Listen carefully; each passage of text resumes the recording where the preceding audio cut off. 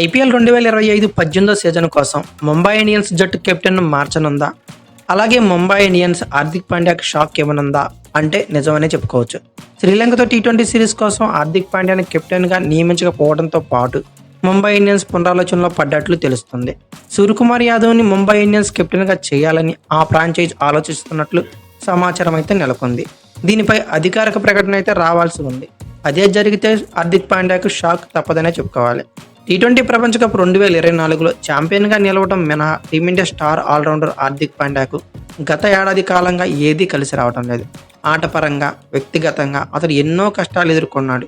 వాస్తవానికి గుజరాత్ టైటాన్స్ కెప్టెన్గా నియమితుడయ్యాక హార్దిక్ పాండ్యా ఫేట్ అయితే కంప్లీట్గా మారిపోయింది. తొలి సీజన్లోనే గుజరాత్ టైటాన్స్ని ఛాంపియన్గా నిలిపాడు.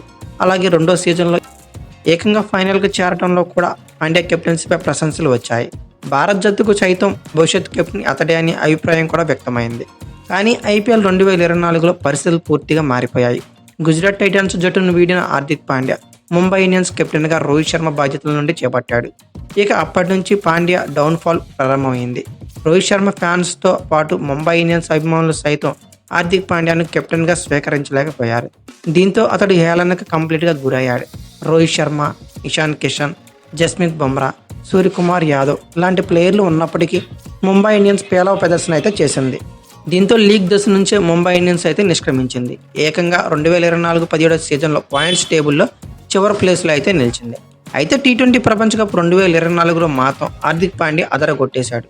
రోహిత్ శర్మకు డిప్యూటీగా ఉన్న హార్దిక్ ఆల్రౌండ్ పాత్రను అయితే సమర్థవంతంగా పోషించాడు. ప్రపంచ కప్ ఫైనల్ చివరి ఓవర్ను అద్భుతంగా వేసి జట్టుకు టైటిల్ని అయితే అందించాడు. ట్రోఫీ గెలిచాక భారత్కు వచ్చిన అతడికి అపూర్వ స్వాగతం అయితే లభించింది. దీంతో విమర్శకుల నుంచి సైతం ప్రశంసలు అందుకున్నాడు. ఇక రోహిత్ శర్మ టీ20లో గుడ్ బై చెప్పడంతో టీమిండియా తదుపరి కెప్టెన్ అతడే అని అంతా డిసైడ్ అయిపోయారు. అంతా సవ్యంగా సాగుతుంది అనే దశలో బీసీసీఐ పాండ్యాకైతే గట్టిగా షాక్ ఇచ్చేసింది. అతడు జట్టులో ఉన్నప్పటికీ మిస్టర్ 360 అయిన సూర్యకుమార్ యాదవ్ని టీ20 స్పెషలిస్ట్ అయిన కుమార్ యాదవ్కి సారథ్య బాధ్యతలు అయితే టీ20 పరంగా అప్పగించేసింది. కనీసం వైస్ కెప్టెన్గా కూడా పరిగణలోకి తీసుకోలేదు. దీనికి తోడు అతడి భార్య నటాషా నుంచి సైతం పాండ్యా విడిపోయాడు. ఈ విషయాన్ని ఇటీవలే అతడు కూడా ప్రకటించాడు. అయితే ఈ రెండు షాక్లు మర్చిపోక ముందే హార్దిక్ పాండ్యాకు మరో ఎదురు దెబ్బ అయితే తగలనున్నట్లు తెలుస్తుంది. ఐపీఎల్ 2025 18వ సీజన్ కోసం ముంబై ఇండియన్స్ జట్టు సైతం కెప్టెన్సీ నుంచి హార్దిక్ పాండ్యాను తప్పించే యోచనలు అయితే ఉన్నట్లు తెలుస్తుంది. టీమిండియా తదుపరి కెప్టెన్ అవుతాడని భావించి రోహిత్ శర్మ స్థానంలో హార్దిక్ పాండ్యాకి కెప్టెన్సీ చేసింది.